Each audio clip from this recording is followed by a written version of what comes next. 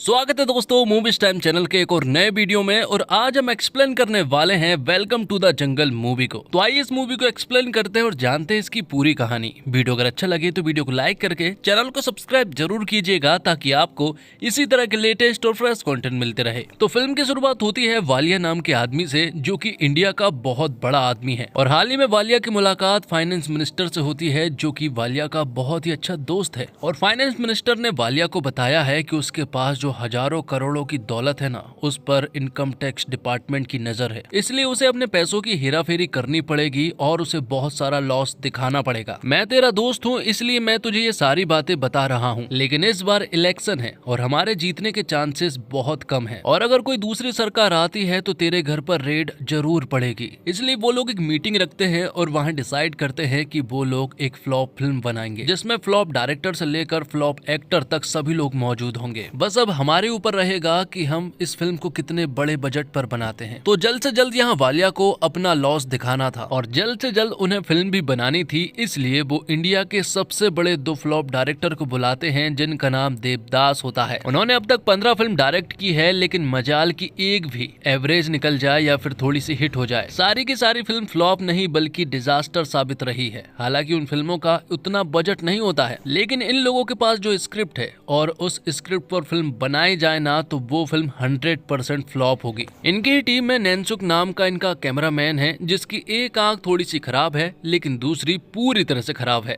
लेकिन ये कैमरामैन है और यही पूरी फिल्म को शूट भी करेगा। इसे देखने के बाद वालिया को पूरा यकीन हो जाता है कि ये फिल्म तो 100% फ्लॉप होने वाली है। अब बात कर लेते हैं हीरो की कि आखिरकार इस फिल्म में हीरो कौन होगा। तो देवदास यहाँ पर बताते हैं कि एक हीरो है जिसका नाम राजीव है, जो कि पहले टॉप का हीरो रहा करता था, लेकिन अब पूरी तरह से फ्लॉप का हीरो है और अब भोजपुरी फिल्मों में थोड़ा बहुत काम करता रहता है। उसे ज्यादा काम नहीं मिलता है और थोड़े बहुत पैसे ही मिलते हैं, जिसके बाद वो लोग राजीव से मिलने के लिए पहुंच जाते हैं। उस वक्त राजीव एक भोजपुरी फिल्म की शूटिंग कर रहा होता है। शूटिंग खत्म होने के बाद राजीव को 2000 मिलते हैं और तभी यहाँ पर देवदास आ जाते हैं, जो कि यहाँ पर राजीव को अपनी फिल्म के लिए साइन करना चाहते हैं। यहाँ राजीव ने फिल्म की स्क्रिप्ट बिना सुने ही फिल्म को हाँ कर दिया था, लेकिन फिर भी वो लोग कहानी सुनाने लगते हैं और जब वो लोग कहानी सुनाते हैं ना, तो यहाँ राजीव जो है वो सो जाता है। लेकिन राजीव का असिस्टेंट उन लोगों को बताता है कि राजीव सो नहीं रहा है बल्कि वो थिंकिंग कर रहा है। असिस्टेंट उन्हें ये भी बताता है कि फिल्म में कोई भी लव एंगल नहीं होना चाहिए, वो किसी भी प्रकार के रोमांटिक सीन को नहीं करेंगे, उसकी भी एक वजह है।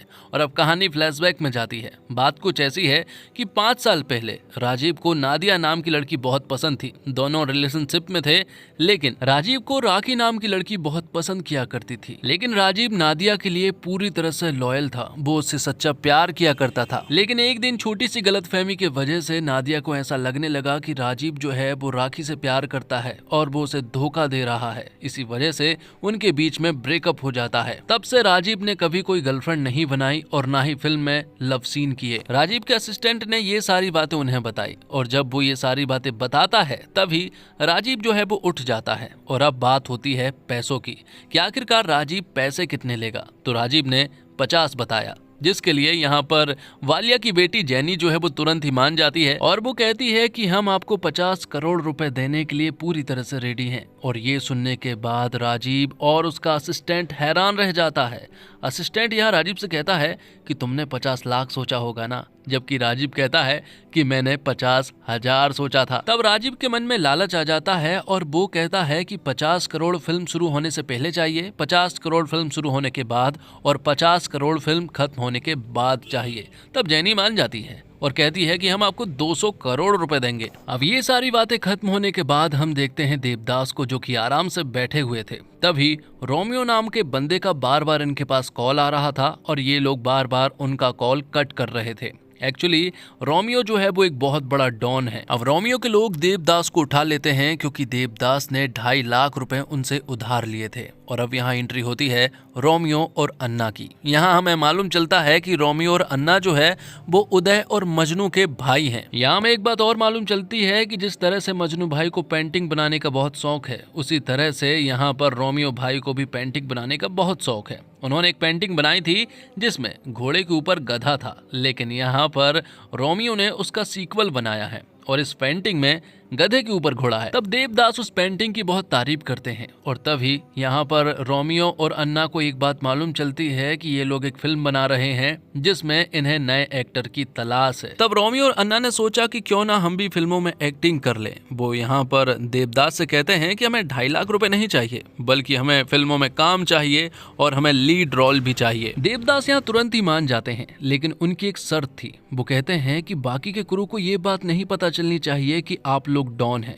अगर उन्हें ये बात मालूम चली तो ये फिल्म कभी बनेगी ही नहीं और कोई इस फिल्म में काम ही नहीं करेगा, इसलिए आपको बर्दाश्त करके चलना पड़ेगा। इसके लिए भी यहाँ पर रोमियो और अन्ना मान जाते हैं। आगे हम देखते हैं कि फिल्म की ओपनिंग थी और इस ओपनिंग में बालिया ने ढेर सारा पैसा खर्च किया था और यहीं पर हमें बताया जाता है कि आखिरकार इस फिल्म का हिस्सा कौन कौन है। राजीव को भी यहाँ पर रोमियो और अन्ना के बारे में मालूम चल गया था, लेकिन राजीव को बताया गया कि रोमियो और अन्ना जो है वो साइड एक्टर है और यही बात रोमियो और अन्ना को भी बताई गई कि राजीव जो है वो साइड एक्टर है। देवदास जो है वो हीरोइन की तलाश में थे। तब वालिया ने उनसे कहा कि मेरी बेटी जेनी जो है वो हीरोइन का रोल करेगी और अगर वो हीरोइन का रोल करती है तो ये फिल्म तो 100% फ्लॉप होने वाली है। जिसके बाद हमें एक और एक्ट्रेस के बारे में बताया जाता है जिसका नाम नादिया है और वो भी इस फिल्म का हिस्सा है। उसे देखकर राजीव को बिल्कुल अच्छा नहीं लगा क्योंकि उनके बीच में अब रिश्ता खत्म हो चुका था। अब फिल्म शुरू होने से पहले सारे एक्टर्स की ट्रेनिंग होने वाली थी क्योंकि ये एक आर्मी बेस्ड मूवी है। इसी वजह से सबसे पहले सभी को ट्रेनिंग दी जाएगी, उसके बाद ही फिल्म की शूटिंग स्टार्ट होगी। और इन सभी को ट्रेनिंग देने वाली थी तेजस्विनी, जिसे सभी लोग तेजा कहकर पुकारते हैं। तेजा जो है वो बहुत ही खतरनाक है और बहुत ही स्ट्रिक्ट है। वो किसी के ऊपर भी कोई दया नहीं करती है, चाहे कोई कितना भी उम्र दराज हो या फिर कोई कितना भी कमजोर क्यों ना हो। यहाँ हमें मालूम चलता है कि तेजा जो है वो सिर्फ इन्हें फिल्म की तैयारी नहीं करवा रही थी, बल्कि वो उन्हें असली आर्मी की ट्रेनिंग दिलवा रही थी, जिससे कि ये सभी लोग धीरे धीरे बहुत ही ज्यादा मजबूत होते जा रहे थे। यहीं पर हम देखते हैं कि राजीव और अन्ना के बीच में अक्सर लड़ाई होती रहती है क्योंकि वो एक दूसरे को लीड रोल में देखना चाहते हैं। अब फाइनली इनकी ट्रेनिंग खत्म हो जाती है और अब फिल्म की शूटिंग भी स्टार्ट हो चुकी थी। शुरुआत में फिल्म का मोर्चा यहाँ राजीव ने संभाला क्योंकि वो एक्टिंग और एक्शन सीक्वेंस जो है वो बहुत ही कमाल के करता है। इसी वजह से राजीव ने शुरुआत में ही रोल लेना स्टार्ट कर दिया था, लेकिन अन्ना को भी रोल चाहिए था। राजीव किसी तरह से बस कैमरे में आना चाहता है और उसे फिल्म में सबसे ज्यादा सीन चाहिए थे, इसलिए उसने खतरनाक स्टंट को भी चूज कर लिया था। और राजीव के अलावा ये सारे स्टंट जो है वो कोई भी नहीं कर सकता है, लेकिन ये सारे स्टंट को देखने के बाद अन्ना को बहुत बुरा लगा कि आखिरकार राजीव इतने अच्छे स्टंट कर रहा है तो उसे भी ये सारे सीन चाहिए। तब देवदास मान जाता है और कहता है कि चलो तुम्हारा भी कोई ना कोई स्टंट शूट करते हैं। अब राजीव जिस चॉपर पर लटका हुआ था उसी चॉपर पर यहाँ पर अन्ना को भी लटका दिया जाता है, लेकिन अन्ना को तो यहाँ ऊंचाई से डर लगता है, इसलिए वो बहुत ही ज्यादा घबरा रहा था और वो कहता है कि मैं ऐसे कोई भी सीन नहीं करूंगा। तब अन्ना को वहां से नीचे उतार दिया जाता है। अब फिल्म की स्क्रिप्ट के बारे में हमें मालूम चलता है कि बीच फिल्म में ही राजीव जो है वो कुछ विलन्स के हाथ मारा जाने वाला था, लेकिन ये बात जब राजीव को मालूम चली तो उसने डिसाइड किया कि वो नहीं मरेगा। अब फिल्म की शूटिंग स्टार्ट होती है और राजीव के ऊपर ढेर सारी गोलियां चलाई जाती है, लेकिन राजीव मरता ही नहीं है। जब उससे पूछा जाता कि आखिरकार वो मर क्यों नहीं रहा है तो राजीव बताता है कि वो मरने में जान डाल रहा है। अब अगले सीन में हम देखते हैं कि वालिया बहुत खुश हो रहा था क्योंकि उसने अपना लॉस दिखाना स्टार्ट कर दिया था, लेकिन तभी उसके घर पर इनकम टैक्स डिपार्टमेंट की रेड पड़ जाती है और उसके घर से हर एक चीज जो है वो इनकम टैक्स डिपार्टमेंट वाले लोग जो है वो लेकर चले जाते हैं। और अब यहाँ वालिया जो है वो पूरी तरह से कंगाल हो चुका था, इसलिए वालिया अपने मैनेजर दुबे के पास कॉल लगाता है और कहता है कि वो पूरी तरह से कंगाल हो गया है और अब वो फिल्म में कोई भी पैसा इन्वेस्ट नहीं करने वाला और हो सके तो इस फिल्म को जल्द से जल्द कंप्लीट करो। और अब उसे कोई फ्लॉप फिल्म नहीं चाहिए बल्कि एक हिट फिल्म चाहिए, क्योंकि अब वो पूरी तरह से कंगाल हो चुका है और यही वो फिल्म है जिससे कि अब वो करोड़पति बन सकता है। तब वालिया का मैनेजर दुबे ये सारी बातें देवदास को बता देता है। देवदास को जब ये बात मालूम चली तो आखिरकार वो हैरान रह गए क्योंकि एक दिन में फिल्म कैसे कंप्लीट होगी भला, क्योंकि फिल्म अभी सिर्फ 10% ही शूट हुई है और अभी फिल्म बनने में कम से कम 1 महीना तो उन्हें चाहिए है। और कोई नॉर्मल एक्टर्स भी होते तो बात बनी, लेकिन उनके साथ जो एक्टर्स है ना वो सारे के सारे 1 नंबर के नमूने हैं। उनके साथ एक दिन में फिल्म को कंप्लीट करना एक बहुत बड़ी बात है। अब सारे एक्टर्स बैठे हुए थे, तब वो सभी लोग सोच रहे थे कि आखिरकार उन्हें रोल कैसे मिलेगा, लेकिन तभी उन्हें ये बात बता दी जाती है कि अब फिल्म जो है वो सिर्फ 1 दिन ही शूट होगी और 1 दिन में ही उन्हें फिल्म को कंप्लीट करना है। इसी बात पर उनके बीच में जमकर बहस होने लगती है, क्योंकि यहाँ पर जितने भी एक्टर्स थे वो दूसरे एक्टर से बिल्कुल भी खुश नहीं थे और ना ही उनके काम से खुश थे। बात तो यहाँ तक पहुंच चुकी थी कि वो लोग हाथापाई तक उतरने वाले थे, लेकिन तभी यहाँ पर देवदास सामने आते हैं और वो कहते हैं कि अगर इसी तरह से लड़ाई करते रहे ना तो किसी को भी कोई भी पैसा नहीं मिलेगा, क्योंकि इन लोगों को हद से ज्यादा पैसा मिलने वाला था। इसलिए अब सभी लोग चुप हो जाते हैं और अब वो डायरेक्टर देवदास की बात मानने लगते हैं। देवदास कहते हैं कि हमारे पास ये एक बहुत बड़ी चुनौती है और हम 24 घंटे के अंदर ही इस फिल्म को कंप्लीट करके बताएंगे। अब हम एक रियल लोकेशन पर शूट करेंगे जहां पर सभी लोग एक्टर्स हैं। दरअसल में वो लोग एक ऐसे गांव के बारे में बात कर रहे थे जो कि रियल का गांव है, लेकिन किसी भी एक्टर को ये नहीं बताया गया कि ये लोग एक्टर नहीं है बल्कि रियल के गाँव वाले हैं। इस गाँव की लोकेशन डोमिनिक ने बताई थी, लेकिन डोमिनिक उन्हें ये भी बता रहा था कि ये गाँव बहुत खतरनाक है। इस गाँव में अक्सर डाकू लोग जो है वो हमला करते रहते हैं और अगर आप लोग एक्टिंग करने गए और वहां डाकू आ गए तो प्रॉब्लम बहुत बढ़ सकती है। जिसके बाद सीन शिफ्ट होता है उसी गांव की तरफ। उस गांव का नाम है आजादगंज, जो कि इंडिया और पाकिस्तान की बॉर्डर पर मौजूद है। और इसी गांव में एक डाकू जो है वो अक्सर हमला करता रहता है, जिसका नाम जतारा है। जतारा की एक बहुत बड़ी फौज है और उनके आगे कोई भी नहीं टिक पाता है। ये समझ लीजिए आजादगंज जो है वो अभी तक आजाद ही नहीं हुआ है। इसी गाँव में अब्दुल्ला और हुसैन नाम के दो आदमी रहते हैं और ये लोग गद्दार हैं जो कि जकारा के साथ मिले हुए हैं। गांव में जो कुछ भी होता है ये सारी बातें वो जकारा को बताते।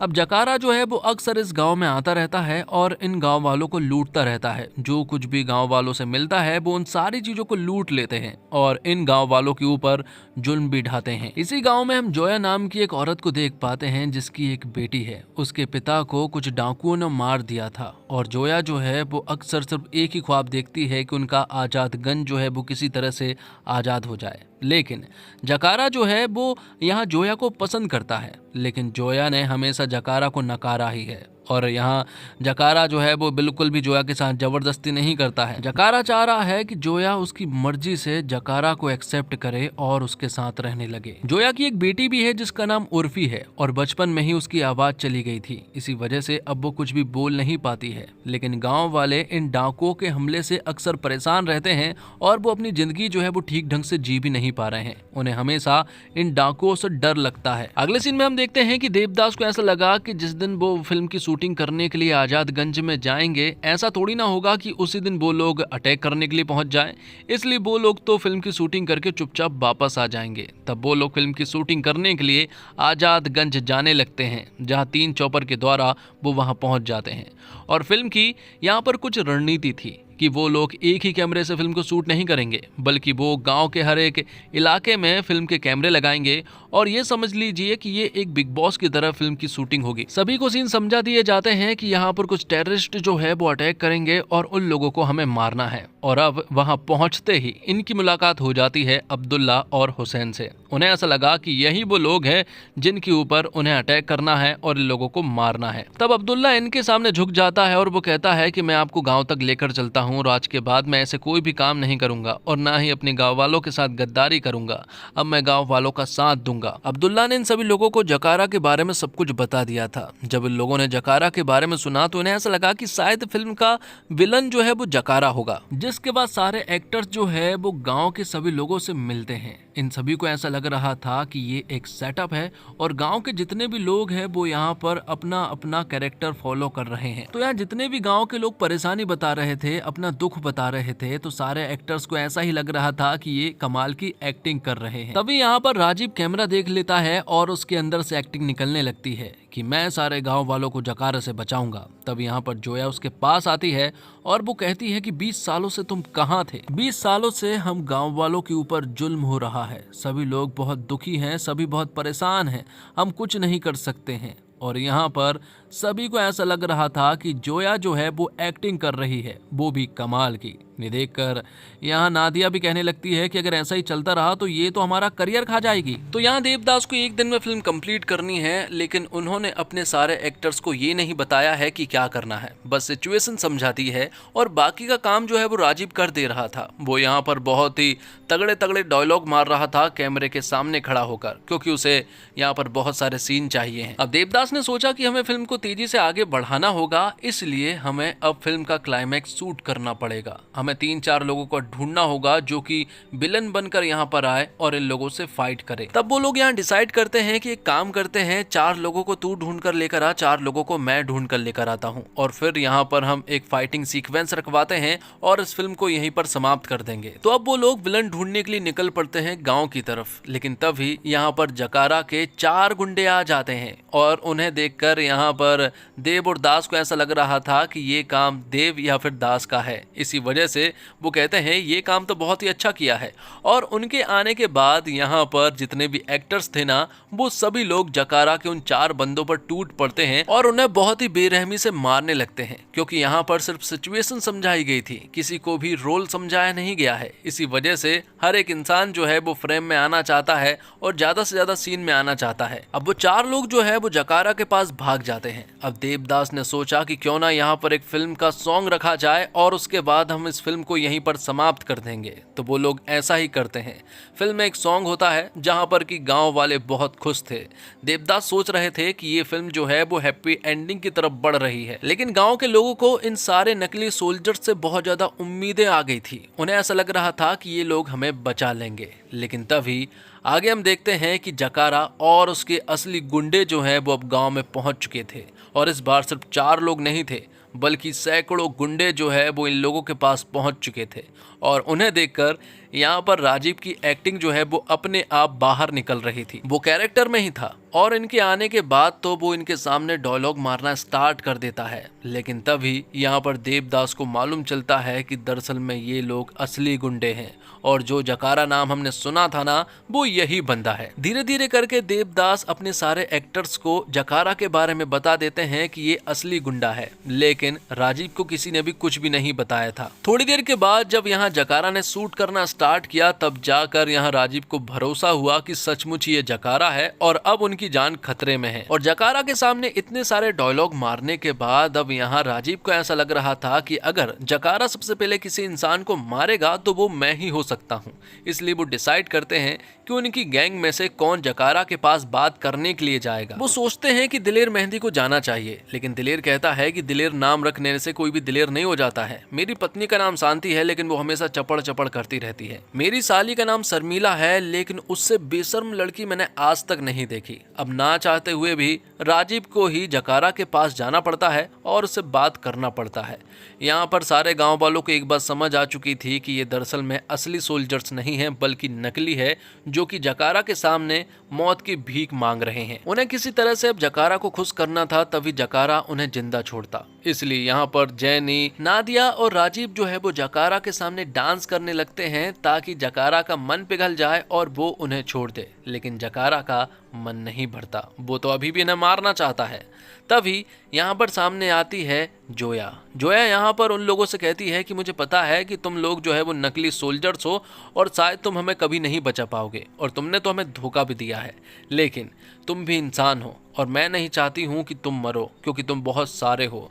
इसलिए वो जकारा से कहती है कि मैं तुम्हारे साथ चलने के लिए तैयार हूँ। ये बात सुनने के बाद जकारा खुश हो जाता है और वो कहता है कि यही चीज तो मुझे चाहिए थी। मैं शाम को 5:30 बजे आऊंगा और तुम्हें यहाँ से लेकर जाऊंगा, तुम तैयार रहना। तब तक तुम सारे नकली सोल्जर्स यहाँ से चले जाना। इतनी बात सुनने के बाद तो सारे के सारे एक्टर्स यहाँ से जाने लगते हैं, लेकिन जब वो चॉपर के सामने खड़े हुए थे ना, उनमें से 2 टीम बट जाती है। उनमें से एक टीम कह रही थी कि हमें जोया और गांव वालों का साथ देना चाहिए, जबकि राजीव और उसकी गैंग कह रही थी कि हमें यहाँ से भाग जाना चाहिए, क्योंकि अगर यहाँ पर हम लोग रहे तो हमारी जान को खतरा है और हम मर भी सकते हैं। लेकिन अन्ना की गैंग कहती है कि जोया और यहाँ गांव वालों का साथ देना चाहिए। जोया ने हमारे लिए ही उसकी जिंदगी को सेक्रीफाइस किया है और वो जकारा के पास जा रही है, इसलिए हम तो गांव वालों को साथ देंगे और उनकी मदद करेंगे। लेकिन राजीव और उसके साथी जो है वो नहीं माने। तब यहाँ पर जोया आती है। जोया को देखकर ऐसा लगा कि शायद ये भी राजीव के साथ जाने वाली है, लेकिन जोया कहती है कि मैं तुम्हारे साथ नहीं जा रही हूँ, क्योंकि अगर मैं तुम्हारे साथ चली गई तो सारे गाँव वाले की जान जो है वो खतरे में आ सकती है। लेकिन मैं चाहती हूँ कि तुम मेरी बेटी उर्फी को लेकर चले जाओ। ये बोल नहीं सकती है, लेकिन ये अपनी जिंदगी जी लेगी। तब यहाँ पर राजीव उसे अपने साथ लेकर जाने लगता है, लेकिन तभी बीच रास्ते में ही यहाँ पर उर्फी की आवाज वापस आ जाती है और वो जोर जोर से माँ चिल्लाने लगती है। दूसरी तरफ हम देखते हैं कि अन्ना की जो टुकड़ी थी ना वो गांव में पहुंच जाती है, जहां पर कि जकारा के बहुत सारे लोग अभी भी गांव में ही मौजूद थे और वो गांव वालों पर जुल्म कर रहे थे। तभी अन्ना और उसकी गैंग गांव में पहुंच जाती है और धीरे धीरे करके वो सभी लोगों को मारने लगते हैं। लेकिन एक सिचुएशन ऐसी भी आई थी जब ये सारे गुंडे जो है वो इन लोगों पर भारी पड़ रहे थे। ऐसा लग रहा था कि अन्ना की गैंग जो है वो यहीं पर मारी जाएगी कि तभी यहाँ पर एंट्री होती है राजीव और उसके लोगों की, जो कि यहाँ पर हीरो वाली एंट्री करते हैं और यहाँ पर उन लोगों को वो लोग बहुत ही बेरहमी से मारना स्टार्ट कर देते हैं। यहाँ पर बहुत ही कमाल की लड़ाई होती है और इन लोगों ने जकारा के सभी लोगों को मार गिराया था और इस तरह से ये जंग जीत ली थी। लेकिन जंग अभी खत्म नहीं हुई थी, क्योंकि जकारा के बहुत सारे लोग अभी भी जकारा के ही साथ मौजूद थे और उनके पास इतना असला बारूद भी नहीं है कि वो जकारा से लड़ाई कर सके। तभी अब्दुल्ला बताता है कि मुझे यहाँ जकारा के उस गोदाम के बारे में मालूम है जहाँ पर कि जकारा के असला बारूद रखे रहते हैं। तब वो लोग उस गोदाम पर पहुंचते हैं। जब उस गोदाम को अच्छे से चेक किया जाता है तो उसी गोदाम के अंदर से उन्हें कुछ इंडियन सोल्जर्स मिलते हैं जो कि 15 साल से यहीं पर कैद थे। और यहीं पर हम राजीव के पिता बिस्वजीत कोहली को देख पाते हैं, जो कि 15 साल से लापता थे और राजीव उन्हें ढूंढ रहा था। लेकिन बिस्वजीत की जबान काट दी गई थी, इसलिए वो तोतला बोलता है और इसी वजह से वो ज्यादा बात भी नहीं करता है। सबसे पहले बिस्वजीत कर्नल के पास कॉल करता है और उन्हें बताता है कि आजादगंज पर जल्द से जल्द हमला होने वाला है, लेकिन हम आजादगंज के हर एक इंसान को बचा लेंगे। हम सभी लोगों को बॉर्डर के पास लेकर आएंगे और आप 20 मिनट के बाद आजादगंज पर एयर स्ट्राइक कर देना और उसे पूरी तरह से खत्म कर देना।